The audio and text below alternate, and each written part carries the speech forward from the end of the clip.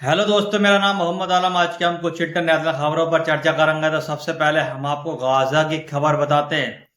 सरकारी मीडिया कार्यालय के अनुसार गाजा में 70 मिलियन टन मलबे के नीचे लगभग 20,000 बिना फटे इजरायली बम है, जो फिलिस्तीनियों के लिए बड़ा खतरा है, क्योंकि इजराइल द्वारा भारी उपकरणों पर प्रतिबंध के कारण इन्हें हटाना मुश्किल हो रहा है। जो भी इजराइल ने हमास के नाम पर गाजा में जो बम गिराए थे, 20,000 ऐसे बम हैं जो बिना फटे मलबे के नीचे दबे हुए हैं। गाजा की नगम निगम ने बताया कि जो भी मशीनरी पुरानी हो चुकी है वो अब ठीक से काम नहीं कर रही है। कम से कम 500 बिल्डोजर की जरूरत है जो मलबा हटाया जा सकता है। जो भी हमास के नाम पर इजराइल ने बमबारी की है, जो मलबा के ढेर बड़े बड़े ढेर बन गए हैं, अगर उन्हें हटाया जा सकता है तो नए नए बिल्डोजर की जरूरत है। 500 कम से कम बिल्डोजर की जरूरत है जो मलबा हटाया जा सकता है।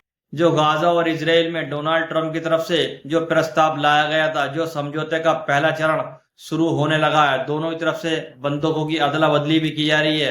इसराइल के युद्ध मंत्री काट्स इजराइल की काट की तरफ से बताया गया कि निर्देशों के बाद गाजा पट्टी के अंदर पीली रेखा को भौतिक रूप से चिन्हित करना शुरू कर देगी।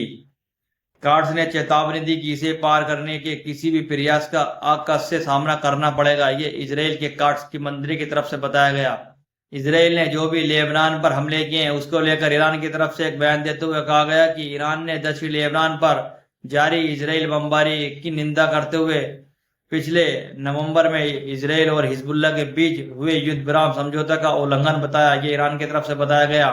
जो नवंबर में जो इसराइल और हिजबुल्लाह के बीच में जो समझौता हुआ था, जो युद्ध विराम हुआ था, उसका उल्लंघन कर रही है इसराइल की सेना। ये ईरान की तरफ से बताया गया। उधर तुर्की की तरफ चलते हैं। तुर्की ने सीरिया में नई सरकार के साथ समर्थन देने का ऐलान किया है। तुर्की ने सीरिया में नए नेता अहमद अल सरा को समर्थन देने के लिए सेना उपकरण, ड्रोन, मिसाइल और वायु रक्षा प्रणाली सहित भेजने की योजना बनाई है।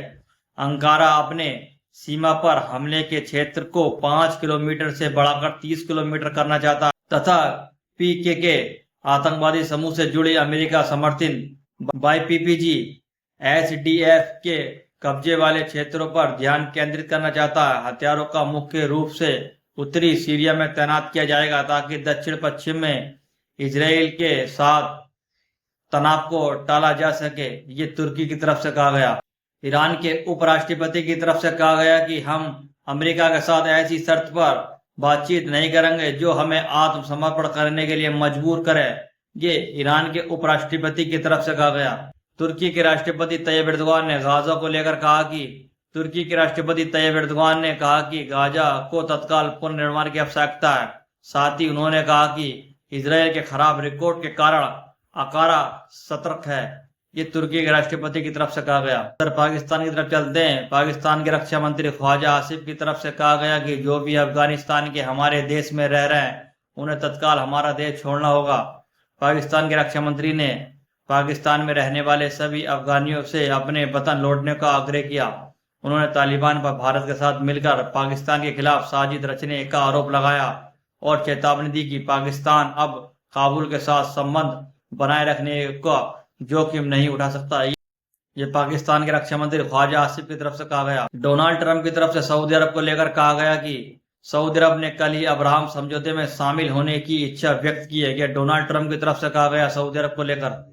अमेरिका के राष्ट्रपति डोनाल्ड ट्रंप ने पुतिन से फोन पर बात की।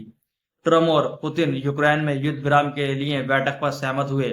अमेरिका राष्ट्रपति डोनाल्ड ट्रंप और रूस के राष्ट्रपति पुतिन ने गुरुवार को फोन पर बात की और यूक्रेन में युद्ध समाप्त करने की संभावनाओं पर चर्चा की। बुडापेस्ट में मिलने पर सहमति व्यक्त की। ट्रंप ने इस बैठक को बहुत उत्पादक बताया और कहा कि विदेश मंत्री मार्को रूबिको 20 अक्टूबर से शुरू होने वाली प्रारंभिक बैठक का नेतृत्व करेंगे। ट्रंप प्रशासन ने किसी भी प्रकार के युद्ध विराम का आह्वान किया, जबकि रूसी अधिकारी बिना शर्त विराम को लेकर चिंतित हैं तथा चेतावनी दी कि इससे यूक्रेन का पुनः हथियार जुटाने का मौका मिल सकता है। ये रूस के अधिकारियों की तरफ से कहा। इस रिपोर्ट में फिर कोई नई रिपोर्ट के साथ हाजिर होते हैं।